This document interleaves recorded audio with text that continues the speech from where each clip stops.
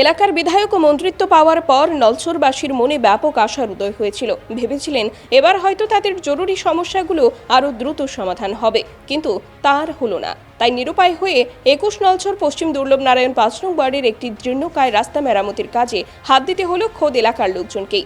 রাস্তাটি বিগত বামফ্রন্ট সরকারের আমলে ইট সলিং করে দেওয়া হয়, কিন্তু বিজেপি সরকার আসার পর দীর্ঘ 8 বছরের মধ্যে আর এই রাস্তার দিকে ঘুরে দেখা হয়নি।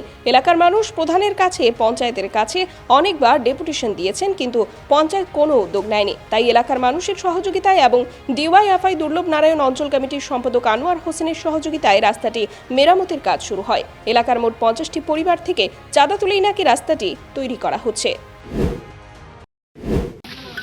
আমাদের এই 5 নম্বর ওয়ার্ডের এই রাস্তাটা দিয়ে আমাদের প্রায় 50 ফ্যামিলির যাতায়াত। এখানে 3টা গাড়ি আছে এবং এই রাস্তাটা দীর্ঘ অনেক দিন ধরেই খুব বেহাল অবস্থায় আছে। আমরা পঞ্চায়েতের কাছে অনেকবার আবেদন করছি, পঞ্চায়েত আমাদের কোনো সাড়া দেয়নি। তাই আমরা নিজের উদ্যোগে এই 50 ফ্যামিলি নিজের পকেটের টাকা দিয়ে আজকে আমরা এই পশ্চিম দুর্লভনারায়ণ 5 নম্বর ওয়ার্ডের যে যুবক আছে, এই যুবকের উদ্যোগে আজকে আমরা নিজের উদ্যোগে এই কাজটা আমরা করতে আসছি। ব্যুরো রিপোর্ট, খবরের প্রতিবাদ।